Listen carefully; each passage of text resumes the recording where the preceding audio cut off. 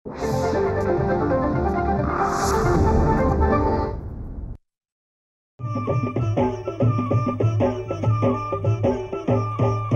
काळी आई धनधान्य देई, ही काळी आई धनधान्य देई, जोडते मनाची नाती आमची माती, आमची माणसं,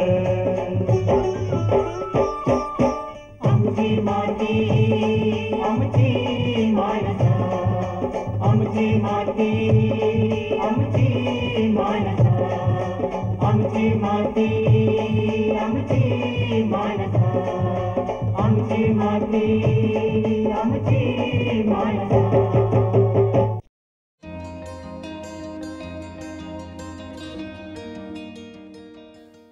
नमस्कार शेतकरी बंधू भगिनींनो, कृषीविषयक कार्यक्रमात आपल्या सर्वांचं मनपूर्वक स्वागत. मंडळी, आज आपण वसंतराव नाईक मराठवाडा कृषी विद्यापीठ परभणी अंतर्गत पशुसंवर्धन व दुग्धशास्त्र विभाग इथे आलेलो आहोत. आजचा आपला विषय आहे एकात्मिक शेती पद्धतीत पशुधनाचं महत्त्व, आणि या विषयावरती आपल्याला मार्गदर्शन करतायत या विभागाचे प्रमुख डॉक्टर गजेंद्र लोंढे. नमस्कार सर. नमस्कार.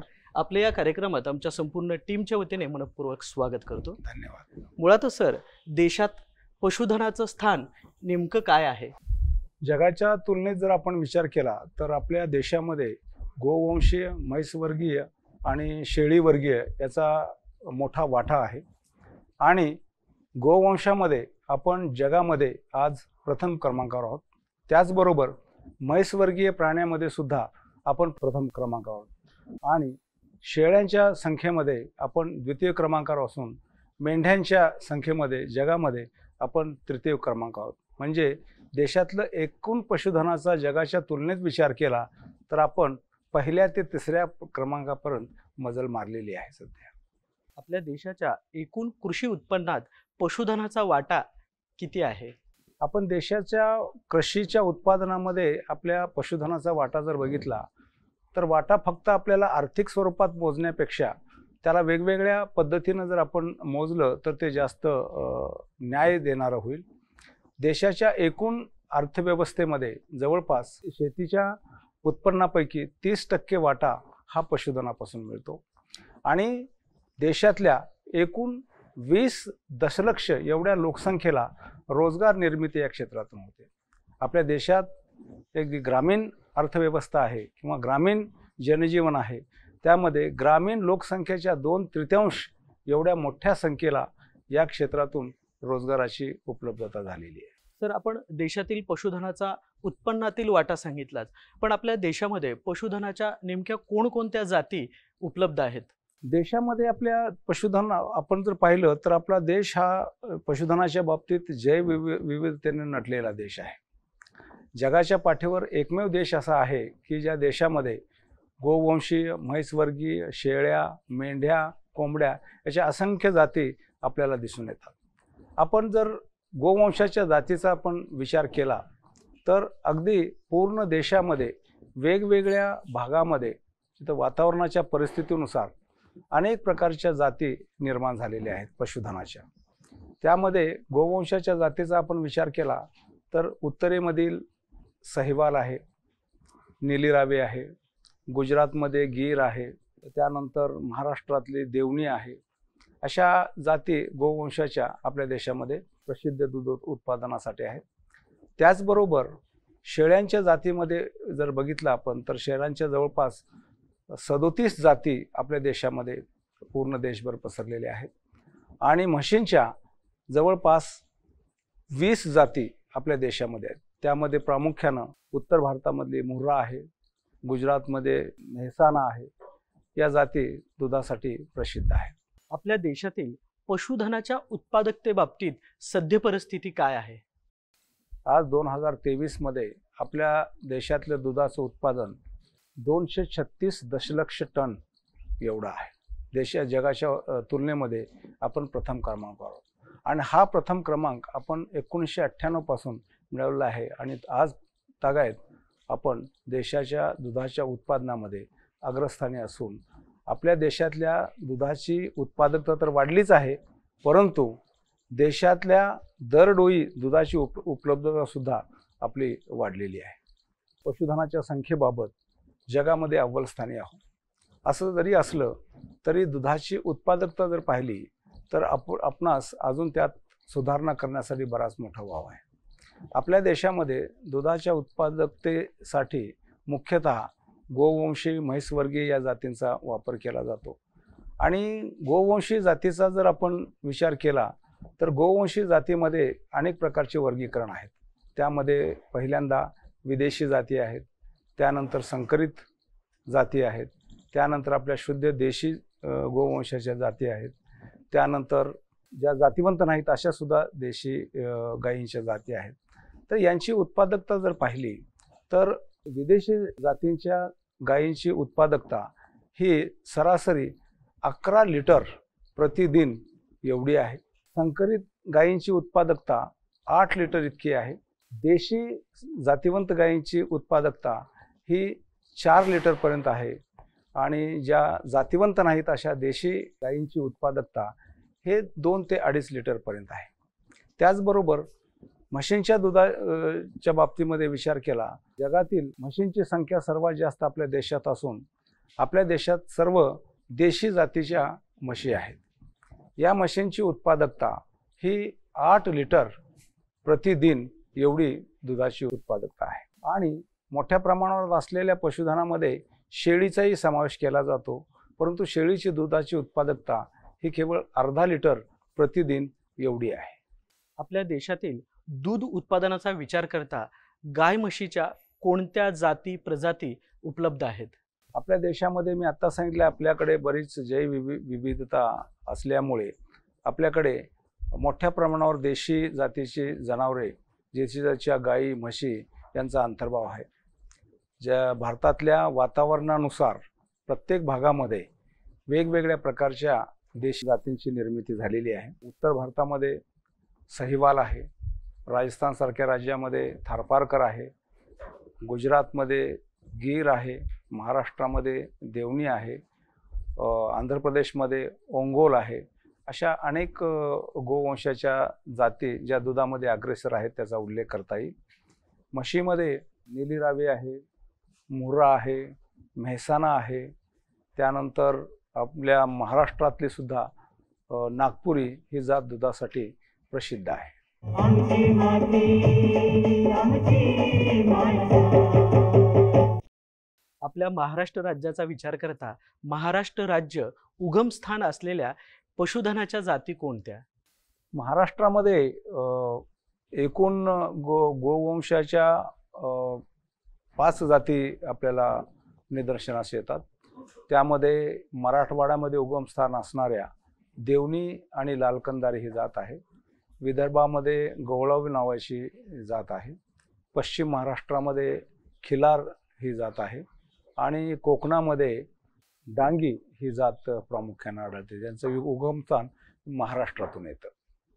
त्याचबरोबर म्हशीचा जर आपण विचार केला तर मराठवाड्यामध्ये मराठवाडी ह्या जातीचं उगमस्थान मराठवाड्यात असून नागपुरी ही विदर्भातली जात आहे आणि पश्चिम महाराष्ट्रातून पंढरपुरी या जातीचं उगमस्थान आहे. त्याचबरोबर पशुधनामध्ये शेळ्यांचा विचार केला तर उस्मानाबादी ही मराठवाड्यातली उगमस्थान असणारी जात असून संगमनेरी ही पश्चिम महाराष्ट्रातली जात आपल्याला दिसून येते. राज्याचं उगमस्थान असलेल्या प्रजाती आपण सांगितल्या, पण याच पशुधनाचं एकात्मिक शेती पद्धतीतलं काय स्थान आहे? देशातली जवळपास 80% जनता ही शेतीवर अवलंबून आहे. परंतु शेतीच्या उत्पादकतेवर मर्यादा असल्यामुळे या मर्यादा असण्याचे अनेक कारणं सांगता येतील, ज्यामध्ये वातावरणातील बदल आहेत किंवा आपली शेती ही पूर्णतः पावसाच्या किंवा निसर्गाच्या लहरीवर अवलंबून असते. याचा विचार केला तर शेतीच्या उत्पादकतेला अनेक मर्यादा आहेत. मग या शेतीचं उत्पादन जर आपल्याला वाढवायचं असेल आणि शेतकऱ्यांचं जीवन समृद्ध करायचं असेल तर शेतीला काही पूरक उद्योगाची जोड देणं आवश्यक आहे. आणि शेतीला पूरक जोड देण्यासाठी जे उद्योग होऊ शकतात त्यामध्ये पशुपालन हा एक महत्त्वाचा घटक ठरू शकतो. दूध उत्पादनाबरोबरतीच अजून कोणते पशुधन एक व्यवसाय म्हणून उपयोगी पडू शकतील? शेतीला तसं पाहिलं तर पारंपरिक म्हणजे आपण जर देशाचा इतिहास पाहिला तर पारंपरिक पद्धतीमध्ये शेतीसोबत पशुधनाला अगोदरपासूनच अनन्य साधारण असं महत्त्व आहे. कारण शेतीतले टाकाऊ पदार्थ वापरून हे पशुधन त्याच्यातून वेगळं उत्पन्न आपल्याला देतात. त्याचबरोबर या पशुधनापासून शेतीचा पोत सुधारण्यासाठी उत्कृष्ट असं शेणखत आपल्याला उपलब्ध होऊ शकतं.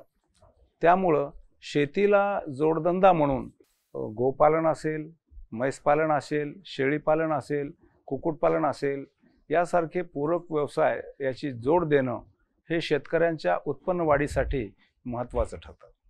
शेतकरी बांधवांच्या दृष्टिकोनातून आर्थिक सबलीकरणाचा विचार करता पशुधन हा एक व्यवसाय म्हणून आपण काय सांगाल? आत्ताच आपल्याला सांगितलं की शेती ही आपली निसर्गाच्या याच्यावर अवलंबून आहे आणि बऱ्याच वेळेला निसर्गाच्या दगाफटक्यानं किंवा काही वेळेस पाऊस कमी होतो, काही वेळेस पाऊस जास्त होतो, म्हणून हाताशी आलेलं पीकसुद्धा शेतकऱ्यांचं वाया जातं. अशा वेळेला शेतकरी हताश होतो आणि त्याचं पूर्ण नुकसान होण्याची शक्यता असते. परंतु अशा वेळेला जर त्या शेतकऱ्याकडं जोडधंदा म्हणून असं पशुधनाचं एखादं जर साधन उपलब्ध असेल तर त्याला वर्षभर त्याच्यापासून उत्पादन मिळू शकतं. म्हणजे समजा दुधाचा व्यवसाय असेल तर शेतकऱ्यांना दररोज दुधापासून नियमितपणे त्याचं उत्पादन मिळू शकतं. आपण शेळ्यांचा विचार केला तर 2 वर्षातून एक शेळी 3 पिलांना जन्म देते किंवा 3 वेळेस विते. आणि उस्मानाबादी शेळीचं एक वैशिष्ट्य आहे की त्या शेळ्या जुळे किंवा तेळे देण्याचं प्रमाण त्याच्यामध्ये मोठ्या प्रमाणावर वाढून आले. म्हणजे 2 वर्षात किमान 3 पिले तरी या शेळ्यापासून मिळतात आणि 8 ते 9 महिन्यामध्ये हे पिले विक्रीला उपलब्ध होतात आणि शेतकऱ्यांचं पिकाच्या नुकसानीमुळे झालेले जे नुकसान आहे ते अशा पशुधनामुळं त्याचे उत्पादनात वाढ होऊ शकते आणि झालेलं नुकसान भरून येऊ शकतं. म्हणून शेतकऱ्यांनी शेतीसोबतच शेतीवर अवलंबून राहत असताना त्यासोबत शेतीला पूरक अशा पशुपालन व्यवसायाची जोड धरणं अत्यंत आवश्यक आहे. तर या महत्त्वपूर्ण विषयासंबंधित आपण आपल्या शेतकरी बांधवांना काय संदेश द्याल? शेतकऱ्यांना संदेश पडण्यापेक्षा शेतकऱ्यांना कळकळीची विनंती राहील की शेतीवर पूर्णपणे अवलंबून राहण्यापेक्षा शेतीसोबतच पशुधनाची जर आपण जोड धरली किंवा पशुधनाची आपण कास धरली तर निश्चितच आपल्या उत्पन्नात वाढ होऊ शकतं. आज शेतकरी निसर्गाच्या लहरीपणामुळे जे शेतीत नुकसान होतं त्यामुळे कर्जबाजारी होऊन अक्षरशः मानसिक दौर्बल्य या शेतकऱ्यामध्ये निर्माण झालेलं आहे. त्याचबरोबर पारंपरिक याच्यामध्ये आपण जर पाहिलं तर पशुपालनाला हे आपल्या संस्कृतीमध्ये फार महत्त्वाचं स्थान आहे. आपण पशुधनासाठी वेगवेगळे सण साजरे करतो आणि शेतकरी मोठ्या प्रमाणावर शेतकऱ्यांना या पशुधनाला लळा लावलेला असतो आणि या लळा लागल्यामुळं बऱ्याच वेळेला शेतकऱ्यांच्या डोक्यात जे वाईट विचार येतात त्यापासून सुद्धा शेतकरी परावृत्त होऊ शकतो. म्हणून प्रत्येक शेतकऱ्यांनी किमान या पशुधनापैकी कुठल्या तरी एका पशुधनाची जोड आपल्या शेतीला द्यावी आणि निश्चितच या शेतीपासून मिळणाऱ्या उत्पन्नाबरोबरच आपल्याला याच्यापासून सुद्धा खात्रीशीर उत्पन्न मिळू शकतं. आज आपण पाहतो शुद्ध दुधाला किंमत सुद्धा खूप वाढलेली आहे. त्यामुळे शेतकऱ्यांनी जर या पशुधनाची कास धरून दुधाच्या उत्पादनाच्या मार्गानं किंवा शेळीतून मिळणाऱ्या उत्पादनाच्या मार्गानं जर शेतीचं उत्पन्न वाढवलं तर निश्चित शेतकऱ्यांची समृद्धी येण्याला वेळ लागणार नाही. नक्की सर, शेतकरी बांधवांच्या सबलीकरणाच्या दृष्टिकोनातून हा अतिशय महत्त्वाचा विषय आहे. आपण या कार्यक्रमात सहभागी होऊन या महत्त्वपूर्ण विषयावरती मार्गदर्शन केलं त्याबद्दल धन्यवाद आणि आपल्या पुढील वाटचालीसाठी शुभेच्छा. नमस्कार.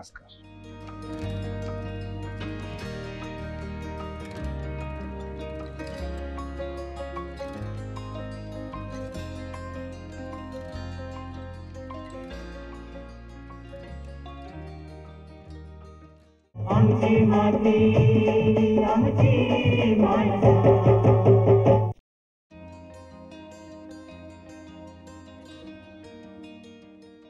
नमस्कार शेतकरी बंधूंनो, मी डॉक्टर चंद्रकांत लतपटे, प्रभारी अधिकारी रेशीम संशोधन योजना, वसंतराव नाईक मराठवाडा कृषी विद्यापीठ परभणी. चारही कृषी विद्यापीठामध्ये रेशीम संशोधन योजना फक्त परभणी येथे स्थित आहे आणि यामध्ये तुती लागवडीमधले अंतर, रेशीम कीटक संगोपन आणि कीटकावर येणाऱ्या समस्या यावर आपण संशोधन करतो. तर मागील काही वर्षापासून सन 2018पासून उजी माशीचा प्रादुर्भाव मोठ्या प्रमाणावर मराठवाड्यामध्ये, काही तालुक्यात, काही जिल्ह्यामध्ये आढळला आणि त्यावर उपाय म्हणजे महाराष्ट्रामध्ये प्रथमच आपण म्हैसूर या ठिकाणाहून उजी माशी प्रतिबंधक, म्हणजे उजी माशी ही जी असते ती आपल्या हाऊस फ्लायसारखीच असते, आपल्या घरमाशीसारखी, आणि डोमॅस्टिका, मस्का डोमॅस्टिका तिचं नाव आहे, आणि उजी फ्लाय ही एझोरिस्टा बॉम्बिस असं तिचं नाव आहे. ही उजी माशी जी असते आपल्या घरमाशीसारखीच असते. तर ही घरमाशीसारखी थोडी मोठी असते, तिच्या पाठीवर असे पट्टे असतात आणि ही आपल्याला ओळखू येत नाही. फक्त ही कशी आहे, ही प्रकारची उजी माशी अशा प्रकारची, आणि तिचे कोश पण असे काळ्या रंगाचे कोश आहेत तिचे उजी माशीचे. आपल्या घरमाशीचे पण कोश अशाच प्रकारचे असतात, थोडे लहान असतात. तर ही उजी माशी रेशीम कीटकाच्या पाठीवर बसते. साधारणतः 4थ्या-5व्या अवस्थेमध्ये आपण बघतोय, वाढीच्या 4थ्या-5व्या अवस्थेमध्ये रेशीम कीटकाच्या पाठीवर बसते आणि स्वतःचा अंडी उजी माशी त्या आपल्या रेशीम कीटकाच्या पाठीवर टाकते. आणि ह्या उजी माशीमुळं प्रादुर्भावग्रस्त जे आहेत त्या आपण रेशीम कीटकाच्या आळ्या बघतोय, आणि हे कोश पण आहेत, म्हणजे कोशामधून पण प्रादुर्भाव झाल्यानंतर त्याच्यामधून बाहेर आळ्या पडतात उजी माशीच्या, आणि नंतर त्या कोश करतात. तर असं कोशाचंही नुकसान होतं. वसंतराव नाईक मराठवाडा कृषी विद्यापीठामध्ये सन 2023मध्ये 7 सप्टेंबर रोजी आम्ही माननीय कुलगुरू इंद्रमणी यांच्या हस्ते इथं निसोलानस थायमस मास मल्टिप्लिकेशन लॅबचं उद्घाटन केलेलं आहे. आणि आपण म्हैसूर इथून हे निसोलानस थायमस कल्चर आणलेलं आहे, आणि हे आम्ही इथं मल्टिप्लाय करतो, आणि हे 200 रुपयाला एक प्रमाणे शेतकऱ्याला विकतो. म्हणजे ह्याच्यामधून निसोलानस थायमस पॅरासिटाईज झालेल्या कोशामधून निसोलानस थायमस निघतात बाहेर, आणि ते उजी माशीच्या कोशाचं नियंत्रण करतात. तर हे अशा प्रकारचं नियंत्रण आपण रेशीम कीटकावर जे प्रादुर्भाव होतो त्याचं नियंत्रण करतो. तर इथून शेतकरी आलेले आहेत. तर ह्यांचा प्रश्न असा आहे की रेशीम कीटक कोश करत नाही आहेत. तर रेशीम आळी मी दाखवतो इथं तुम्हाला, ही आता आळी दिसते. तर हे पूर्ण वाढ झालेल्या 4थ्या-5व्या अवस्थेमध्ये वाढ जी झालेली आळी असते ती मोठी असते, आणि या अवस्थेमध्ये रेशीम कीटक कोश करत नाही आहे असा प्रश्न आहे ह्यांचा. तर हे कसं आहे की नॉन स्पिनिंग ऑफ सिल्कवॉर्म हा जो प्रश्न आहे तो मागच्या 2 वर्षापासून काही शेतकऱ्याला येत आहे. आणि कसं आहे की रेशीम कीटक हा खूप संवेदनशील आहे. संवेदनशील म्हणजे कीटकनाशकच्या वापरासाठी, रासायनिक खताच्या वापरासाठी, बुरशीनाशक आणि तणनाशक, कोणत्याही प्रकारचं कीटकनाशक असेल किंवा तणनाशक असेल तर हे रेशीम कीटकाच्या वाढीसाठी घातक आहे. तर रेशीम कीटकाची वाढ होत नाही आहे त्याच्यामुळं. आणि काय होतं की पानामधून, म्हणजे शेतकरी काय करतात, कापूस आणि सोयाबीन ह्या पिकावर फवारणी करतात मोठ्या प्रमाणावर. सप्टेंबर-ऑक्टोबर महिन्यामध्ये ज्यावेळेस कापसाला फुलं लागतात, बोंडं लागतात, आणि सोयाबीन या पिकालाही शेंगा लागतात, तर अशा वेळेस कीटकनाशकाची फवारणी वाढते. तर अशा वाढलेल्या अवस्थेमध्ये कीटकनाशकच्या फवारणीमध्ये कोराजिनसारखे कीटकनाशक शेतकरी फवारणी करतात, आणि त्यामुळं त्याचा अंश हवेमध्ये पसरतो. आणि दुपारच्या वेळेस जर कडक ऊन असेल अशा वेळेस जर कीटकनाशकाची फवारणी केली तर त्याची तीव्रता वाढते, आणि अशा प्रकारे ते हवेच्या झोताने जाऊन तुतीच्या पानावर जाऊन बसते. शेजारी जर तुतीची गार्डन असेल किंवा बाग असेल त्याच्यावर जाऊन कीटकनाशकचा अंश बसतो, आणि तेच पानं मग रेशीम कीटकाच्या पोटात जातात, आणि कीटकनाशकचा अंश रेशीम कीटकाच्या पोटात जातो. 20 मेट्रिक टन कुजलेले शेणखत आणि 5 टन गांडूळ खत, म्हणजे 2 हप्त्यामध्ये साधारणतः जूनमध्ये 4 टन आणि नोव्हेंबरमध्ये 4 टन, म्हणजे 8 टन एकरी शेणखत, कुजलेलं शेणखत घालावं. आणि गांडूळ खत पण 5 टन हेक्टरी, म्हणजे 2 टन एकरी, जूनमध्ये 1 टन आणि नोव्हेंबरमध्ये 1 टन, या समान 2 हप्त्यामध्ये. जर एका 1.5 म्हणजे एका वर्षी गांडूळ खत आणि दुसऱ्या वर्षी कुजलेलं शेणखत असं जर घात गेलं तर रेशीममध्ये काय प्रॉब्लेम येत नाही.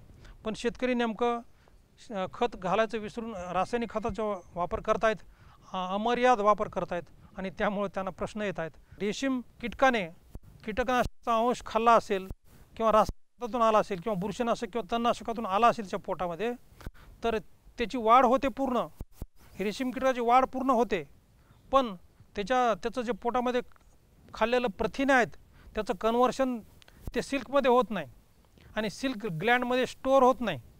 म्हणून रेशीम कीटक पांढराच राहतो, तो पिकत नाही आणि पांढराच राहतो आणि लांबगट होतो आणि मरतो.